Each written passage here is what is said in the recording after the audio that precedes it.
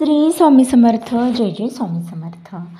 अधिक महिना चालू आहे आणि या अधिक महिन्यात आपल्याला कोणकोणते व्रत करावयाचे आहे किंवा काय केल्याने काय फळ मिळते, अधिक मासात करावयाचे कोणते व्रत आहेत. तर या महिन्यात एका वेळेस अन्न ग्रहण करावे, म्हणजेच आपण दिवसातून 2-3 वेळा जर जेवत असेल तर या महिन्यात एकाच वेळेस म्हणजे रोज एक वेळेसच अन्न ग्रहण करायचं आहे आणि अन्न ग्रहण करत असताना मौन पाळायचं आहे. अधिक महिन्यात रोज देवाजवळ तुपाचा दिवा लावायचा आहे आणि तो महिनाभर लावायचा आहे आणि शेवटी तो दिवा ब्राह्मणाला दान करावयाचा आहे. या महिन्यात आपल्याला आवडणाऱ्या वस्तूंचा त्याग करायचा आहे. उदाहरणार्थ एखादं फळ आपल्याला आवडत असेल तर त्या फळाचा या महिन्यात त्याग करावयाचा आहे. एखाद्या रंगाचे वस्त्र आवडत असेल तर ते वस्त्र आपल्याला घालावयाचे नाही. या महिन्यात दानाचे महत्त्व देखील अनन्यसाधारण आहे. या महिन्यात तुम्ही आपल्या ऐपतीनुसार दान करू शकता. महिनाभर नामस्मरण करू शकता. या नामस्मरणामध्ये तुम्ही कुलदेवतेचे नामस्मरण हे सर्वश्रेष्ठ आहे. या महिन्यात तुम्ही कुलदेवतेचे नामस्मरण करा, श्रीकृष्णाचे नामस्मरण करा. या महिन्यात मुलगी व जावयाला लक्ष्मीनारायणाचा जोडा मानला जातो. जावयाला तुपात तळलेले 33च्या पटीत अनारसे व तुपाचा दिवा दान करतात. या महिन्यात सुपारी, नारळ, फळे यासारख्या वस्तू 33च्या पटीत दान करावयाच्या आहे. जर तुम्हाला सुपारी दान करावयाची असेल तर 33 सुपारी तुम्ही दान करू शकता किंवा नारळ दान करावयाचं असेल तर 33 नारळ दान करू शकता.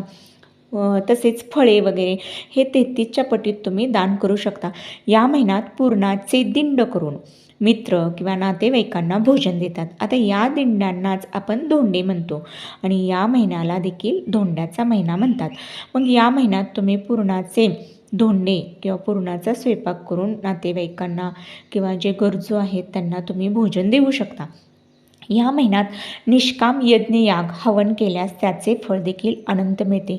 अधिक महिन्यात पोथी वाचन, जर या महिन्यात तुम्ही पोथी वाचन सत्संग केले तर आता या महिन्यात अधिक महिन्याची देखील पोथी असते. ती पोथी तुम्ही शुद्ध सात्विक मनाने रोज एक अध्याय याप्रमाणे महिनाभर वाचून शेवटी त्याचं उद्यापन करू शकता व ती पोथी नंतर ब्राह्मणाला दान देऊ शकता.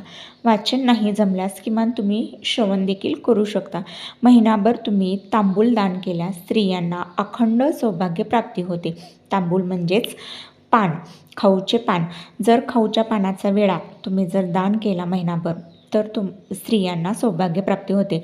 आता महिनाभर अखंड दीप लावल्यास लक्ष्मी प्राप्तीची म्हणजे लक्ष्मी प्राप्ती होते. महिनाभर तुम्ही गंगा स्नान केल्यास सर्व पापांपासून मुक्तता मिळते.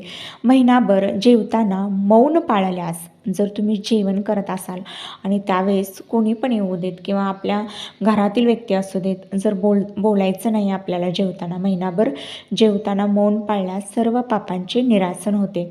तर मंडळी, ही माहिती तुम्हाला आवडली असेल तर नक्की लाईक, शेअर आणि सबस्क्राईब करायला विसरू नका. अशा पद्धतीने अधिक महिन्यात आपण ही व्रतवैकल्ये आणि हे नियम पाळूया व आपल्या जीवनाचं सार्थक करूया.